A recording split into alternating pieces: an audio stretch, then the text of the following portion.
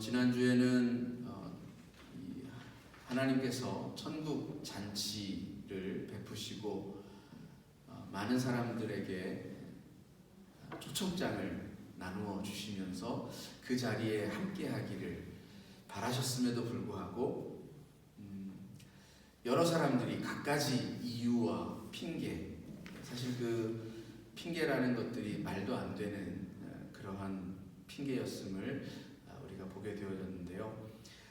그런 이유들로 이 잔치의 자리를 거절하였던 것을 함께 묵상하였습니다. 이 중동의 그 문화권에서는 예전에 그 두 번의 거절을 하게 되어지면 그 상대방이 나를 적으로 생각한다라는 그런 뜻으로 여긴다고 합니다. 그러니까 내가 사심 없이 누군가에게 호의를 베풀었는데 그 호의를 특별한 이유 없이 거절을 한다. 그런데 그것이 두 번이나 거절을 한다 하면 그 사람은 나를 적으로 생각한다라는 거죠. 우리가 하나님의 초청하심을 거절하게 되어진다면 무엇보다도 다른 이유가 아니라 그저 이 세상살이에 치여서 이 세상만 바라보느라고 하나님께서 베푸시는 그 귀한 자리를 보지 못함으로 인하여서 그것을 거절하는, 그래서 하나님을 적으로 돌려세우는 그런 어리석음이 없어야 할 줄로 믿습니다. 연초부터 이 하나님 나라에 관한 이야기를 쭉 하다 보니까 어떻게 하다 보니까 이제 시리즈가 되고 말았는데요. 오늘도 하나님 나라 이야기를 조금 더 이어가려고 합니다. 마태복음은 특별히 그 여러 다른 복음서들과 달리 하나님 나라에 관한 이야기가 가득 채워져 있습니다. 그리고 특별히 이 천국이라고 하는 용어, 하나님 나라라고 하는 용어가 이 마태복음에 특별히 굉장히 많이 빈번하게 사용이 되어지고 있죠. 예수님의 많은 비유의 이야기들 가운데에도 이 하나님 나라에 관한 비유 이야기가 많이 담겨져 있기도 합니다.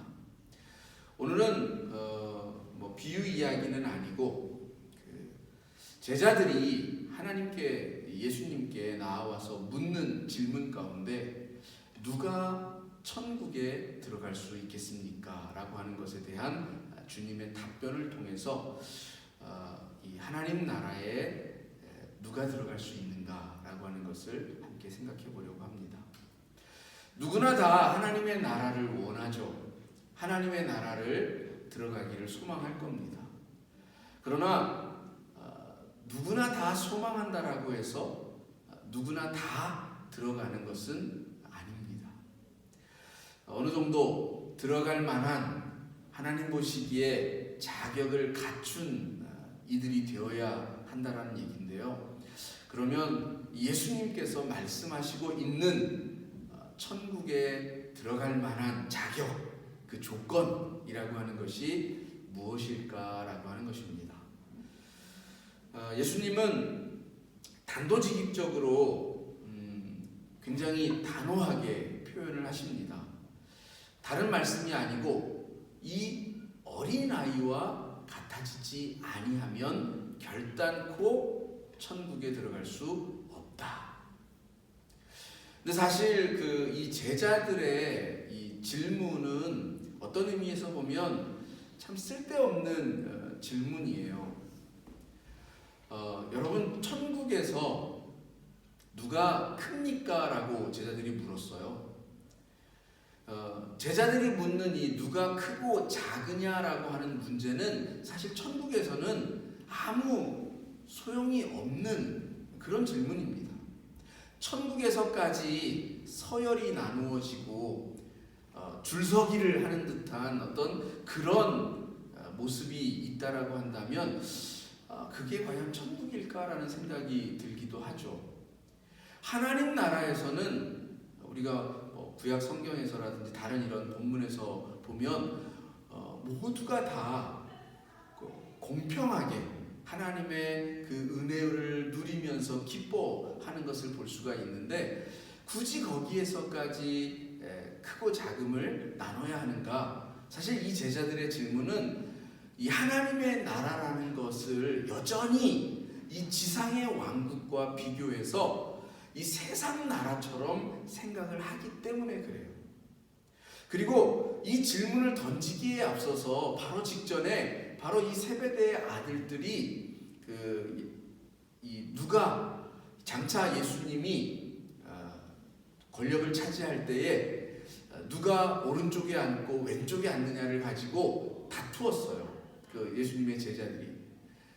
그러니까 이 사람들의 관심은 여전히 하나님의 나라도 이 세상의 왕국처럼 생각하고 이 세상의 왕국의 권력을 누가 얻고 누가 그것을 더 많이 누리느냐 여기에 온통 관심이 가 있었던 거예요. 그래서 저 하나님의 나라가 이루어질 때에도 여전히 거기에서도 내가 한 몫을 좀 차지했으면 좋겠다라고 하는 그런 인간적인 그리고 이 세속적인 그 욕망이 그 안에서 작동을 하고 있었던 겁니다. 하나님의 나라는 이런 세속적인 욕망이 작동하는 게 아니에요. 그래서 예수님은 그 마태복음 11장에 보면 제자들에게 이렇게 이야기를 합니다. 천국에서 가장 작은 자가 세례 요한보다 클 것이다. 그러니까 천국에서 가장 작은 자라 할지라도 아무리 하찮은 자라 할지라도 세례 요한보다 크다라는 얘기예요. 근데 이 얘기는 사실 진짜 크고 작고 이거를 말씀하기 위한 것이 아니라 하도 사람들이 누가 크고 작느냐를 가지고 따져 물으니까 참 너희들 쓸데없는 데에 관심이 있구나. 하나님 나라에서는 지금 너희들이 가장 우러러보고 너희들이 가장 존경하는 이 세례 요한조차도 가장 작은 자에 불과할 거야. 그 얘기는 곧 사실 아무 상관없다는 얘기예요. 여러분 생각해 보세요. 여러분이 세례 요한보다 과연 정말 우리가 인간적인 면으로 따져 보았을 때에 더 낫다라고 할 만한 사람이 있습니까? 세례 요한은요, 자기의 모든 재산을 다 내려놓고요, 저 광야로 갔습니다. 그리고 그 광야에서 약대 털옷을 입고요, 그리고 메뚜기와 석청으로 양식을 삼았어요. 요즘으로 치면 정말 무소유의 그런 삶을 실천한 그런 사람이었던 거죠. 하나님께 다 맡긴 거예요. 모든 걸 다 맡겨놓고 자기의 모든 생명들을 다 맡겨놓고 자기는 오직 하나님의 뜻을 쫓아 살아가는 그 삶을 살았던 거예요.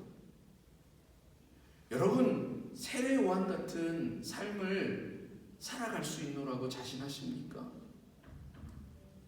우리는 인간적인 눈으로 보면 세례 요한보다 낫다라고 할 수 있을 만한 그런 모습을 하고 있지 않아요.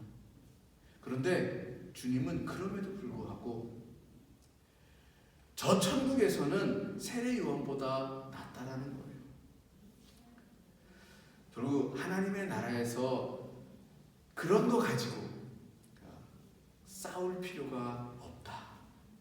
그래서 주님이 이 어린아이를 하나 세우시고 누가 큽니까? 라고 묻고 있는데 정작 답은 이 어린아이와 같은 자가 크다 이렇게 말씀하신 것이 아니라 너희들이 이 어린아이와 같아지지 아니하면 하나님 나라에 결단코 들어갈 수 없다 이렇게 말씀하십니다. 지금 어린아이를 세우시고 이 어린아이가 크다라고 말씀하신 게 아니에요. 어린아이와 같아져야 그나마 하나님의 나라에 들어갈 수 있다는 겁니다. 저는 이 말씀을 좀 이렇게 받아들이고 싶어요. 사실 뭐 천국에 들어가고 못 들어가고 이런 차원의 말씀이라기보다 지금 저희가 하나님 나라에 관해서 쭉 이야기하면서 하나님 나라는 사실 우리가 살아가는 이 삶의 현장에서부터 이루고 시작해야 한다라는 것을 말씀을 드렸죠. 그리고 그 하나님의 나라라고 하는 것은 내가 이 정말 주님의 뜻을 쫓아서 살아가면, 그리고 무엇보다 하나님을 나의 주인으로, 예수 그리스도를 나의 주님으로 모셔드리고 받아들이면 당장에 이루어지는 삶이다라고 말씀을 드렸습니다. 그것은 먼 훗날 우리가 죽고 나서야 시작되어지는 그런 삶이 아니라 내가 죽어지고 내 속에 하나님의 거룩한 영이 살아나고 그 거룩한 영이 나를 이끌 때에 이미 시작되어진 삶이다라고 말씀을 드렸어요. 자, 그런 관점에서 쭉 이어서 이 말씀을 보면, 읽으면 전혀 새롭게 다가올 거예요. 다시 말해서 어린아이와 같아져서 천국에 들어간다. 이 말씀은 내가 어린아이와 같아지면 여기 이 하나님의 나라라고 하는 것이 지금 여러분의 삶에서 시작되어진다, 이루어진다, 임하여진다, 이렇게 말씀드릴 수가 있는 겁니다. 여러분, 어린아이와 같은 그런 마음, 그 마음을 소유하시기 바랍니다. 그러면 하나님의 나라가 진짜 어떤 나라인지 제대로 체험하게 될 줄을 믿습니다. 그러면 이 어린아이의 모습이라는 것, 지금 주님이 이 닮아가라고 이야기하고 있는 이 어린아이와 같은 마음, 이 어린아이와 같은 모습이 무엇이냐? 첫째는 이 어린아이는 전적으로 그 부모를 의지합니다. 여러분, 하나님의 나라를 이루는 가장 첫 번째 조건이 바로 하나님을 인정하는 거예요. 하나님을 나의 주님으로, 나의 주인으로 인정할 때에 하나님의 나라는 시작되어집니다. 내가 자꾸 주인이 되기 때문에 하나님을 자꾸 가려요. 하나님의 뜻이 이루어져야 진정 하나님의 나라가 실현이 될 터인데 내 뜻이 앞서고 내 욕망이 앞서고 내 자아가 아직 살아 꿈틀거리기 때문에 하나님의 것을 가리고 하나님의 뜻을 가려서 그것이 이루어지지 못해요. 그러다 보니 하나님의 나라가 시작되어지지 않는 겁니다. 어린아이는 부모를 의지하지 않으면 안 됩니다. 자기의 생명이 누구로부터 보호받고 있는가를 잘 알고 있습니다.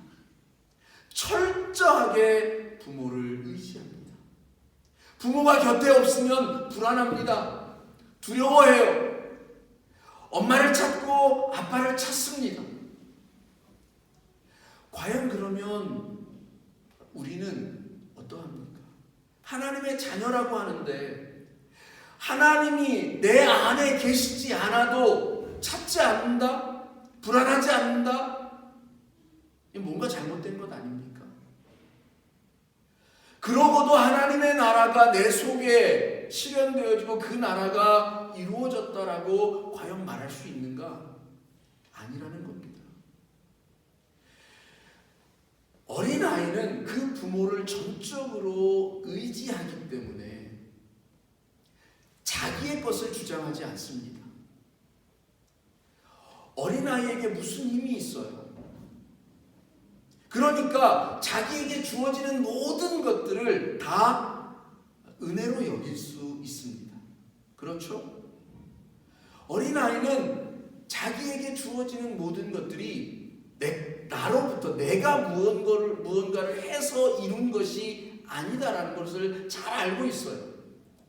부모가 사랑으로, 부모가 애정을 품고, 부모가 따뜻함으로 해주는 그런 것들을 알고 있기 때문에 그것이 은혜임을 안다라는 거예요. 오늘 우리에게 있어서 하나님의 나라가 시작되려면 하나님께로부터 주어지는 그 은혜를 알고 고백할 수 있어야 합니다. 하나님을 인정할 수 있어야 한다는 거예요.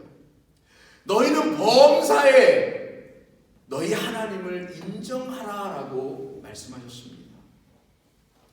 우리의 모든 삶의 매사에 삶의 현장 속에서 여러분 하나님을 인정하고 계십니까? 하나님이 하심을, 하나님이 이 역사를 이끌어 가심을 인정하십니까? 여러분, 하나님을 신뢰하고 하나님을 인정해 드릴 때에 하나님은 오늘도 우리를 위하여서 역사하시고 무엇보다 은혜를 베풀어 주십니다. 하나님 나누는 첫 번째 조건, 하나님을 주인으로, 우리 예수 그리스도를 나의 주님으로 내 안에 모시고 주님이 무엇을 말씀하실까? 주님이 오늘 나에게 무엇을 바라실까? 주님이 내가 오늘 무엇을 행하기를 원하실까를 끊임없이 기도할 수 있는 저와 여러분이 되기를 주님의 이름으로 축원합니다. 두 번째, 어린아이는 우리가 흔히 이야기합니다. 순수하죠. 순전합니다. 이 어린아이들을 볼 때마다 제가 이렇게 놀라는 것 중에 하나는 요즘에 이제 세계가 글로벌화 되어지다 보니까 학교를 가든 하다못해 뭐 유치원을 가든 유아원을 가든 거기에 그 다양한 인종들이 이렇게 섞여 있는 모습을 많이 보게 돼요. 저희 어렸을 때만 해도 그런 모습을 보기가 참 어려웠는데 요즘에는 뭐 너무 흔한 일이 되어졌죠. 그런데 이 아이들의 놀라운 것이 뭐냐면 그 누가 뭐 피부색이 다르든 생김새가 어떻든 사실 잘생겼든 못생겼든 뭐 피부색이 까맣든 또 하얗든 아무 편견이 없다라는 거예요. 그냥 어울려서 재밌게 놀아요. 다 친구가 돼요. 근데 어느 때부터 그 편견 없는 이런 순수한 마음에서 나오는 모두가 함께하는 이 기쁨의 공간들이 변하기 시작하느냐? 그 부모가 야, 너 쟤랑 놀면 안 돼. 야, 쟤랑 함께하지 마. 이런 말들을 듣게 되는 순간부터 그 아이의 마음이 달라지기 시작한다는 겁니다. 편견을 심어주고 뭔가 자꾸 차이와 다름에 대하여서 이야기해주면서 어우러지지 말 것을 그렇게 주문하고 그리하여서 갈라지고 거기에 갈등과 분열들 정말 말도 안 되는 그런 모습들이 우리들 가운데 자연스럽게 생겨나더라는 겁니다. 아이는 그렇지 않아요. 근데 왜 부모가 그런 잘못된 것들을 자꾸 주입하려고 할까요? 아이들에게 있어서는 가난도 돈이 없음도 전혀 문제가 되지 않아요.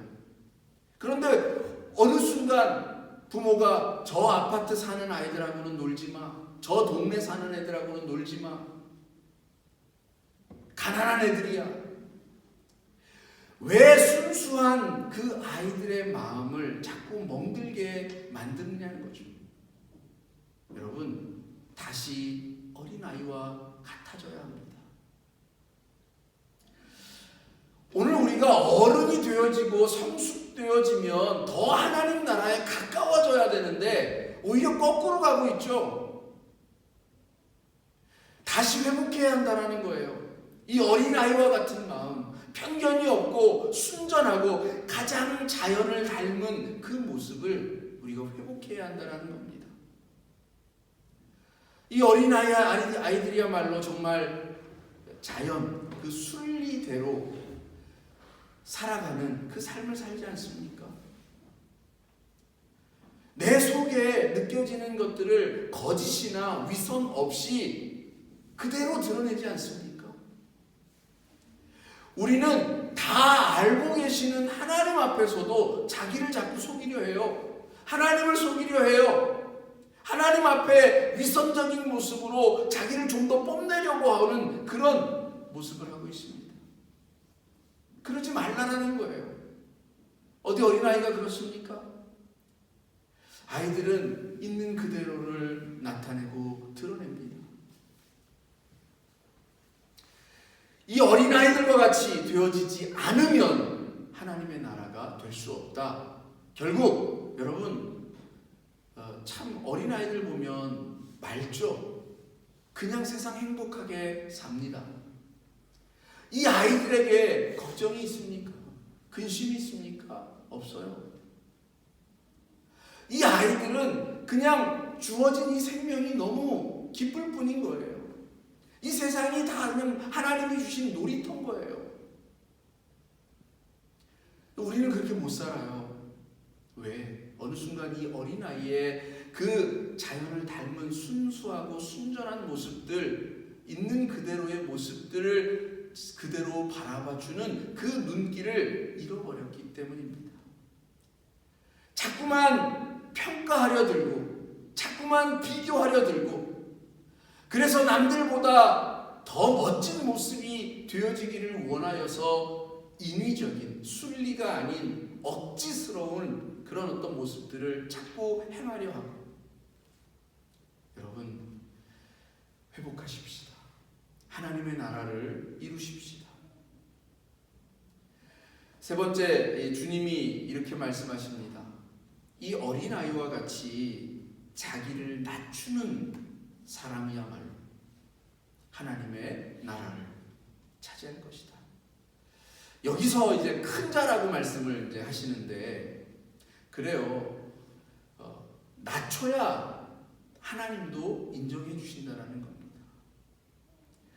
그냥 우리식의 어떤 그런 정말 크고 작고 이런 것을 이야기하는 것이 아니라 정말 하나님께서 인정해 주시고 하나님이 쓰시고 하나님께서 그래 너 나의 나라에 이 잔치를 누릴만하다 말할 수 있는 그 사람은 결국 자기를 낮추고 겸손하여지는 사람이라고 할 수 있습니다. 주님이 이 어린아이 하나를 영접하면 곧 나를 영접합니다. 이렇게 말씀하셨어요. 그래서 사실 이 말씀을 우리가 받아들일 때는 두 가지로 생각을 해볼 수가 있는데, 하나는 이 땅에 그 어린아이들과 같이 연약한 사람들, 그런 사람들을 잘 대접하는 것, 그런 사람들을 잘 영접하여서 돌보고 구제하는 그런 삶에 대한 요청이라고 볼 수가 있죠. 이거는 우리가 흔히 잘 알고 있는 그런 말씀이기도 합니다. 그러나 또 한 가지 생각해 볼 수 있는 것은 우리가 영접한다라고 할 때에 그 영접을 내 속에 받아들인다. 즉 그 어린아이와 같은 그 마음이나 그것을 내 것이 되게 한다. 이렇게 또 생각할 수 있습니다. 어린아이와 같은 그 모습, 연약한 그 모습을 받아들여서 내 것이 되게 한다. 영접한다. 우리가 하나님을 영접한다, 예수 그리스도를 영접한다라는 것은 내 속에 모셔드린다라는 얘기죠. 내 속에 모셔드려서 그분이 내 속에 자리를 차지하시고 나와 함께 더불어 먹고 마시고 함께 기거하신다, 이렇게 말할 수 있는데, 이 어린아이를 영접한다라는 것도 우리가 그렇게 받아들인다고 한다면 우리가 이 어린아이와 같아지는 것을 말하는 것입니다. 그렇게 본다면 이 어린아이는 항상 자기에 대하여서 낮추는 모습이 있죠. 왜? 자기가 힘이 없음을 알아요. 자기가 연약하다라는 사실을 잘 알고 있어요. 그 누구에게도 그래서 사실 이렇게 함부로 막 하거나 그렇지 않죠. 그냥 연약하고 힘이 없음을 알고 또 다른 이들도 마찬가지로 그렇게 여기죠. 당연하게. 오늘 우리들에게 있어야 할 모습이 그와 같아져야 한다는 거죠. 내 속에 어린아이를 품고 있으면, 그 어린아이와 같은 마음과 모습을 품고 있으면 우리도 자연스럽게 겸손이라고 하는 말을 우리가 의지적으로 내가 겸손해야지, 내가 낮아져야지 그렇게 생각해서 하는 그런 행동이 아니라 그냥 절로 자연스럽게 몸에 배어 있는 듯이 내 속에서 그냥 우러나는 그런 삶이 되어져야 진정 하나님의 나라가 이루어진다는 겁니다. 이 어린아이에게 있어서 그 행복, 만족도, 그 행복을 느끼는 그 수치가 아마 가장 낮을 거예요. 그 만족을 느낄 수 있는 그 저점을 따지자면. 어느 일정 이상만 되어지면 정말 늘 행복한 것이 우리 어린아이라고 볼 때 여러분, 저 여러분도 그런 마음이 되어지면 이 땅에서 진짜 행복한 하나님의 나라를 시작하고 살아갈 수 있다는 겁니다. 하나님은 오늘 여기서 하나님의 나라를, 그 복음을 살아가기를 원하십니다. 여러분, 이번 한 주간 정말 어린아이와 같은 마음이 되어서 그것을 체험하고 누리는 여러분 되기를 주님 이름으로 축원합니다. 기도하시겠습니다.